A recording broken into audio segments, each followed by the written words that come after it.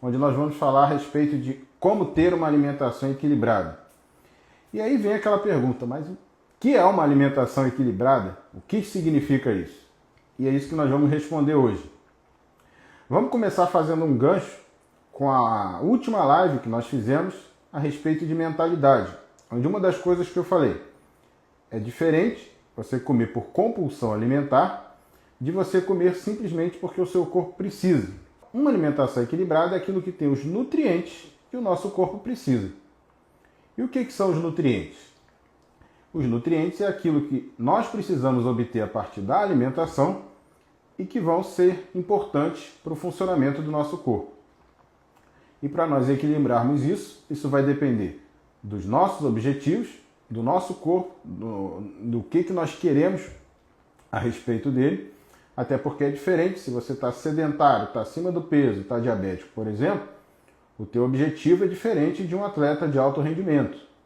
E nós vamos falar sobre isso daqui a pouco. E para a gente chegar na alimentação equilibrada, a gente tem que entender os alimentos, porque nós vamos falar dos nutrientes e o que esses alimentos têm, entender o nosso corpo e, como eu falei, os nossos objetivos.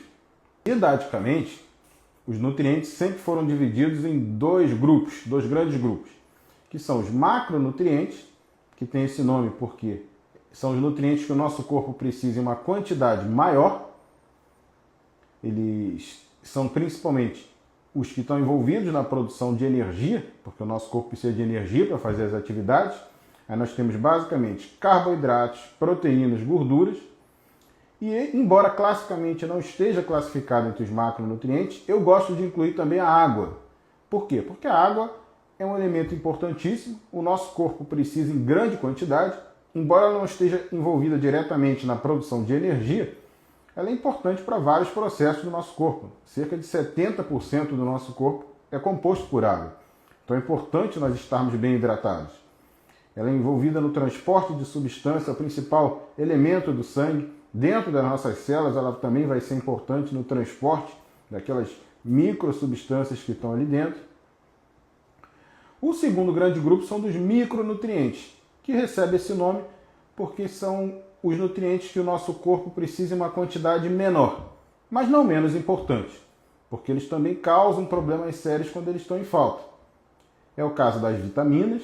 Aí nós temos vários tipos de vitaminas e nunca se teve tanta deficiência de vitamina como hoje, embora esse problema não seja um problema novo, como nós vamos falar daqui a pouco. Nós temos os minerais, e aí nós temos diversos tipos de minerais: cálcio, ferro, fósforo, potássio, sódio, enfim, uma infinidade, cada um com uma função importante no corpo. E modernamente existe um outro tipo de nutriente que eu gosto de incluir entre os micronutrientes também, mas é um conceito muito novo, muito moderno, então ele não está classicamente classificado ainda entre os micronutrientes, que são os antioxidantes.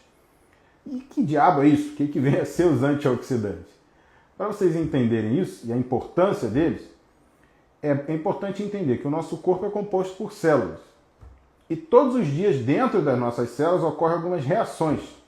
São reações químicas e que um dos produtos dessas reações são os que se convencionou chamar de radicais livres. O que vem a ser isso? Radicais livres são elementos químicos, são espécies químicas que ocorrem dentro da célula e que vão causando lesões nessas células ao longo do tempo. Isso não é um processo de um dia para a noite, é um processo progressivo, é um processo que ocorre ao longo de anos, mas que lá na frente, se nós não nos darmos conta, isso vai desencadear em várias doenças. São doenças neurodegenerativas, é o caso da doença de Alzheimer, a doença de Parkinson, doenças cardiovasculares, a lesão nas artérias que vai fazendo do coração, do cérebro, com mini infarto, AVC. Vários tipos de cânceres têm sido associados a esses radicais livres. E várias outras doenças, isso tem vários estudos ainda, muita coisa se falta descobrir. E o que fazer para neutralizar esses radicais livres dentro das nossas células? Nós temos, é claro, ter uma vida saudável, uma alimentação equilibrada, que é o que nós vamos fazer hoje. Ter uma vida saudável, fazer atividade física, tudo ajuda.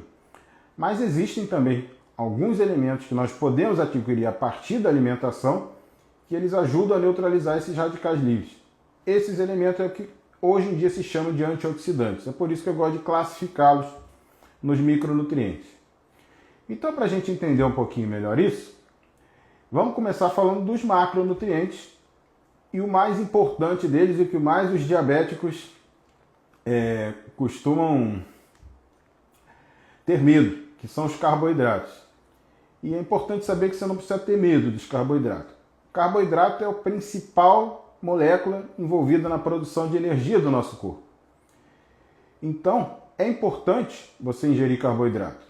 O problema não está no carboidrato em si, está na quantidade de carboidrato que as pessoas ingerem hoje em dia. É o que gera o desequilíbrio. A dieta ocidental, principalmente do brasileiro, ela é muito à base de carboidrato praticamente o dia inteiro. É muita farinha, muito grão refinado, muito açúcar.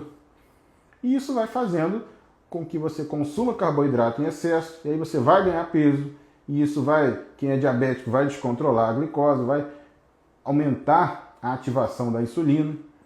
Então essa é a primeira coisa que vocês precisam entender. Carboidrato é importante na produção de energia, mas como eu falei, tudo depende dos seus objetivos. Você é diabético, está acima do peso, precisa perder peso, vai ter que restringir um pouco o carboidrato. Se você é um atleta de alto rendimento, é o contrário. Talvez você tenha que comer mais carboidratos e até suplementar, porque você vai usar aquilo na sua atividade. Outro macronutriente são as gorduras, que são a segunda linha na produção de energia. Então, na falta de carboidrato, o nosso corpo começa a usar gordura. Por isso que quando a gente restringe carboidrato, o corpo começa a queimar gordura. E aí nós perdemos peso. Esse é um dos mecanismos. O que nós temos que ter atenção é a qualidade dessa gordura. Isso vai ser um tema, já adiantando a próxima live que nós vamos fazer de aquecimento na segunda-feira. Nós vamos falar sobre a qualidade da alimentação contemporânea. E isso envolve um pouco também as gorduras, envolve todos eles, mas principalmente a qualidade dessas gorduras que nós estamos comendo. Classicamente já se falou que o excesso de gordura saturada, principalmente de origem animal, pode estar associado a doenças cardiovasculares. E existem algumas gorduras que são mais saudáveis, principalmente as insaturadas, que vêm principalmente dos alimentos de origem vegetal, que vem do azeite de oliva, por exemplo, a gordura de algumas frutas, como abacate, como coco. Mas existem as gorduras industriais, que são piores do que as saturadas. Então, é nesse equilíbrio, nesse conhecimento dos alimentos, é que nós vamos conseguir chegar nesse ponto. E o terceiro macronutriente, que são as proteínas, que é um componente nobre, que o nosso corpo só usa a proteína para produzir energia. Na falta dos outros dois, quando começa a faltar carboidrato, faltar gordura, então é um componente nobre. É lógico que isso não é um processo que ocorre de forma linear, isso vai ocorrendo meio que tudo ao mesmo tempo, por isso que toda perda de peso, você perde também massa muscular um pouco, por isso que é importante um acompanhamento, porque as proteínas são o principal componente da massa muscular. E também é importante nós estarmos sempre ingerindo proteínas de qualidade. Cuidado com as proteínas industriais, por exemplo, cuidado com os embutidos, com a mortadela, por exemplo. É uma proteína péssima, tem pouca proteína na verdade ali, tem muita substância adicionada, muito corante, muito conservante, até açúcar muitas das vezes é colocado nesses embutidos, então tem que se tomar cuidado com essa qualidade. E a água, como nós já falamos, dispensa apresentações, é importante se manter bem hidratado ao longo do dia, isso vai nos dar mais disposição para fazer nossas atividades, vai fazer nossos órgãos funcionarem melhor, vai fazer nosso intestino funcionar melhor. A maioria dos casos hoje em dia é muito comum as pessoas terem intestino preso e muitas das vezes a causa disso é falta de água. Falta de beber água, falta de hidratação, isso faz o intestino ficar mais preguiçoso e não funcionar de forma adequada. Em relação aos micronutrientes, como eu falei, não são menos importantes, é simplesmente a única diferença é que você precisa deles em quantidade menor, porque eles não estão envolvidos na produção de energia. Mas eles estão envolvidos em processos metabólicos que são importantes. Vitamina B12, por exemplo, é um dos os diabéticos, tem alguns medicamentos para diabetes, como a metformina, que podem baixar a vitamina B12, então é importante estarem sempre monitorando. A falta dela pode causar anemia, pode causar problemas até neurológicos. A vitamina D, que é um grande problema, quase todo mundo hoje em dia está com deficiência de vitamina D, por quê? Porque nós fugimos do sol. A vitamina D, existem até alguns alimentos que tem vitamina D, mas são poucos. A principal fonte de vitamina D é da luz solar. E hoje em dia nós vivemos escondidos do sol. Nós estamos o tempo todo dentro do apartamento, estamos dentro do escritório, nós estamos dentro das nossas casas. Quem tem a pele clara costuma fugir muito do sol por causa das manchas que o sol... Não estou dizendo que ninguém tenha que torrar no sol, até porque tem risco também de câncer de pele, tudo é o equilíbrio. Mas o excesso de falta de sol começou a causar esse problema, dessa deficiência, isso no mundo inteiro. E a vitamina D, que classicamente está envolvida na absorção de cálcio, no fortalecimento dos ossos, uma das consequências é o aumento de casos de osteoporose na velhice, que é a fraqueza dos ossos, mas tem vários estudos já associando a vitamina D a diversas outras funções, até funções neurológicas, até funções no emagrecimento, e vários estudos sendo feitos. Então, quem faz cirurgia bariátrica, por exemplo, é um grande problema isso, porque ela tem dificuldade em absorver vitaminas, tem que estar sempre suplementando e sempre acompanhando. Mas esse problema não é novo. Uma deficiência mais rara hoje em dia, felizmente, é a deficiência de vitamina C. E isso, na época das grandes navegações, causou um grande problema. Uma doença chamada escorbuto, que hoje, felizmente, como eu disse, é rara, mas que causa sangramentos, causa hemorragias, que é causada exatamente pela deficiência de vitamina C, pela dieta que tinham os navegadores, que eram aqueles alimentos que muitas das vezes estragavam, e tinham poucos alimentos ali ricos em vitamina C. E as viagens duravam meses, então a taxa de adoecimento era muito grande. Um dia eles perceberam que um dos navegantes, óbvio que eles não sabiam disso, eles não tinham recursos para saber disso, foi uma observação, eles perceberam que um dos navegantes estava comendo laranja. E no que ele estava comendo laranja, ele não adoeceu. Então eles, alguma coisa tem na laranja que previne essa doença. Então começaram a estabelecer que todas as viagens, todas as navegações iam levar laranja nos mantimentos, e isso acabou com o escorbuto. Hoje a gente sabe o porquê disso, porque a laranja é um alimento rico em vitamina C. Certo? Em relação aos antioxidantes, como nós estamos falando, esse já é um conceito muito mais moderno, então hoje em dia se vende muito suplemento com promessas milagrosas, a gente tem que também ter uma reticência sobre isso, não existe milagre. Mas uma das coisas que a gente pode citar, por exemplo, é o vinho tinto. Temos que tomar cuidado com o álcool do vinho tinto, porque o álcool é uma substância tóxica, então se ingerido em excesso pode nos causar problemas também. Mas já se associou que uma taça de vinho por dia pode fazer bem à saúde exatamente por uma substância, que é o resveratrol, que tem lá no vinho tinto, que é antioxidante.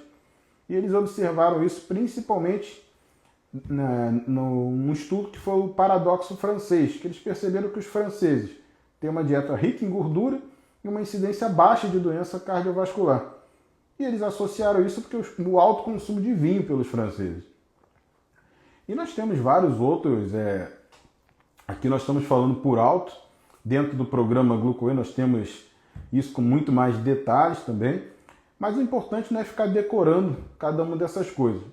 Como o tema de hoje é você ter uma alimentação equilibrada, então eu estou falando isso por alto porque é importante você conhecer os alimentos até para você saber como vai se alimentar, para você saber o que o seu corpo precisa. Para isso você precisa entender onde você está, qual é o teu objetivo, para que você seja capaz de começar a equilibrar as quantidades com as qualidades. Por exemplo, já dei alguns exemplos. Você é um atleta de alto rendimento, vai precisar comer muito carboidrato, muitas das vezes suplementar, porque você vai gastar energia na tua atividade. Agora, se você é sedentário, você precisa perder peso, você ingerir a mesma quantidade de carboidrato de um atleta de alto rendimento, você vai engordar, vai ganhar peso, obviamente. Se você é diabético, você também tem que controlar a quantidade de carboidrato. Se você tem o intestino preso, nós já falamos, é importante você ingerir uma quantidade maior de água, maior de fibras. A gente não falou ainda das fibras, no programa Glucoe a gente fala disso com muito mais detalhes, mas as fibras, só para que vocês entendam, elas são uma espécie de carboidrato que nós não digerimos. E elas ajudam no funcionamento intestinal, porque elas absorvem água e vão ajudando na formação do bolo fecal, do bolo das fezes, né? Se você, por exemplo, tem que a gente chama de dispepsia, que é aquele mal-estar gástrico, quem tem gastrite, quem tem refluxo, é outro tipo de alimentação que você vai precisar também. Se você tem pressão alta, também vai precisar restringir a quantidade de sódio. Ou seja, eu estou dando esses exemplos só para que vocês entendam que nada é igual para todo mundo. É importante entender aonde você está para você poder fazer esse equilíbrio. E como é que você vai fazer isso? Planejando as suas refeições. Isso é fundamental. O planejamento do horário das suas refeições, que vai ser diferente também de cada um. Se você trabalha o dia todo, só chega em casa à noite, você tem um planejamento de refeições. Agora, se você é plantonista à noite, você não trabalha durante o dia, descansa durante o dia para trabalhar à noite, é outro planejamento de refeição. Se você é aposentado, não trabalha mais, está em casa o dia todo, é outro planejamento de refeição também. Então, é importante saber o teu padrão de alimentar, a tua rotina, aliás, do dia a dia, para poder traçar os horários que você vai fazer as suas refeições e o que é mais importante, você comer só naqueles horários. Porque senão você fica beliscando o dia todo e isso vai, obviamente, desequilibrar esse teu planejamento. Se você está sentindo muita fome entre uma refeição e outra, aí quando a gente fala de fome, é um outro... primeiro que nós hoje estamos cercados de alimentos. Nós temos alimentos com muita facilidade de obter hoje em dia. Temos freezer cheio, aplicativo para poder pedir comida o tempo todo, supermercado em cada esquina, restaurante em cada esquina. Então, se nós formos por esse conceito, é quase impossível nós sentirmos fome de verdade. O que acontece é um mecanismo cerebral que diz que nós precisamos comer. E nem sempre isso é verdade. Muitas das vezes está ligado à ansiedade. Agora, existem milhões de outras formas de você aliviar a ansiedade que não é comendo. Você pode aliviar a ansiedade, você pode dar uma caminhada, você pode fazer uma atividade física, você pode ler um livro, você pode fazer uma meditação, pode fazer diversas coisas ao invés de comer por ansiedade. Eu lembro de um paciente meu uma vez, uma história até engraçada, mas que para ele funcionou. Ele tinha uma compulsão alimentar que o dia inteiro ele comia biscoito. Ele o tempo todo ia na cozinha e pegava um biscoito e ele não conseguia se livrar daquele, óbvio que aquilo estava prejudicando ele estava dificultando, ele não conseguia perder peso. Então, ele usou de um mecanismo cerebral que ele associou. Quando ele sentia vontade de comer o biscoito, ele pegava o biscoito, olhava para o biscoito, mas em vez de comer o biscoito, ele dava o biscoito para o cachorro dele. Aí parece uma piada isso, mas como assim? Mas ele foi fazendo isso ao longo do tempo e ele conseguiu se livrar da compulsão alimentar pelo biscoito. Você vê que ele simplesmente associou o fato de ele comer, porque ele não comia por fome, não precisava comer, era só uma compulsão. Então ele treinou o cérebro dele que ele está lá pegando biscoito e dando para o cachorro. O cachorro deve ter ficado gordo, obviamente, mas ele pelo menos conseguiu resolver esse problema. Então, planejar o horário das refeições vai ser importante.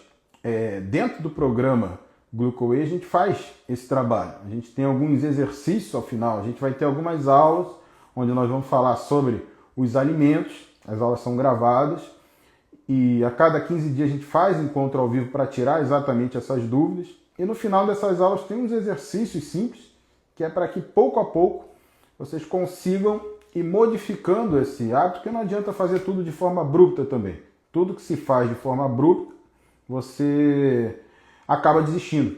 Então tudo tem que ser um processo. O programa GlucoWay em si dura 3 meses, mas depois as aulas ficam vitalícias com vocês, é só aqueles encontros que duram 3 meses, mas é claro que o processo não termina em 3 meses, mas o objetivo é que vocês tenham ali a base para conseguir modificar a vida, modificar a qualidade de vida de vocês.